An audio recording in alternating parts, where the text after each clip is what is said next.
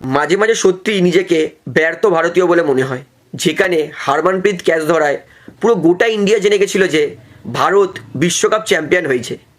কিন্তু উল্টো দিকে জ্যোতি ইয়াররাজি, যিনি প্রথম ভারতীয় মহিলা যে ভারতকে 100 মিটার হাডেলে চ্যাম্পিয়ন বানিয়েছে, 12.74 সেকেন্ডে ভারতের জন্য গোল্ড মেডেল জিতেছে, তাও আবার এশিয়ান স্টেজে জাপান, চীন, কোরিয়ার মতো ভালো ভালো অ্যাথলেটিক্সদেরকে হারিয়েছে।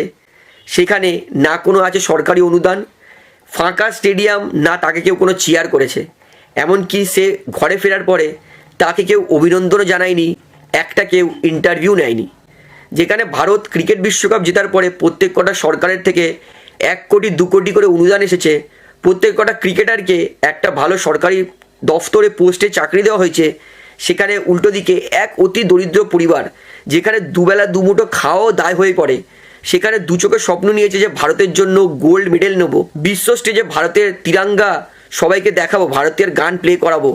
কিন্তু অ্যাজ আ সমর্থক হিসেবে মাঝে মাঝে সত্যি অবাক লাগে যে আমাদের দেশে কি অন্যান্য স্পোর্টস খেলা সত্যিই এতটা অপরাধ, যেখানে দেশের জন্য একটা এত দরিদ্র পরিবারের মেয়ে গোল্ড নিয়ে এসেছে বিশ্বের এত বড় বড় অলিম্পিক্সে খেলা দেশের মধ্যে থেকে, এবং বিশ্ব রেকর্ড করেছে, কিন্তু তাকে আমরা কেউ চিনি না, কেউ অভিনন্দনও জানায়নি, এমনকি কেউ এয়ারপোর্ট থেকে তাকে রিসিভ পর্যন্ত করতে যায়নি।